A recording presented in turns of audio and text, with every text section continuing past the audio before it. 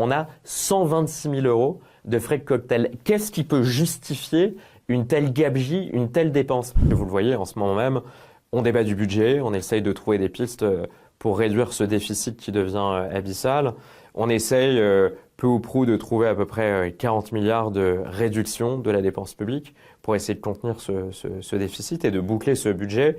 Mais le gouvernement a encore quelques tabous. Il y a le tabou sur le coût de l'immigration, il y a le tabou sur la réforme de l'État, il y a le tabou sur toutes ces agences qui ne sont absolument pas efficaces et qui nous coûtent des dizaines de milliards. Et puis il y a un autre tabou aussi, mais qui est bien plus visible pour les Français, c'est le tabou de l'audiovisuel public.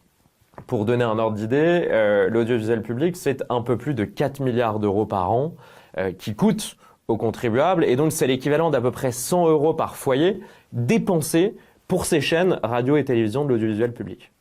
4 milliards d'euros par an, c'est l'équivalent d'une centrale nucléaire, c'est l'équivalent de 8 hôpitaux, c'est l'équivalent de 70 000 policiers, 20 000 places de prison et à peu près aussi 100 000 infirmiers. Donc vous le voyez, c'est loin d'être anodin. Et donc il est temps que l'audiovisuel public rende des comptes sur le fonctionnement, le financement et aussi les éventuels écarts à la neutralité qu'on peut constater au quotidien.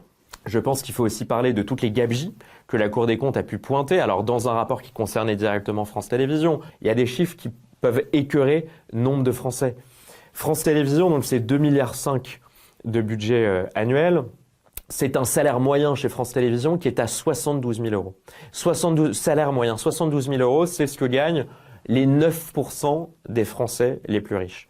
On a à peu près une trentaine de personnes chez France Télévisions qui gagnent plus de 200 000 euros par an, soit plus que le président de la République. On a une cinquantaine de personnes, par exemple, qui bénéficient d'une voiture avec chauffeur, parfois pour des montants de 55 000 euros par an, qui vivent mieux que certains ministres, que des ministres même.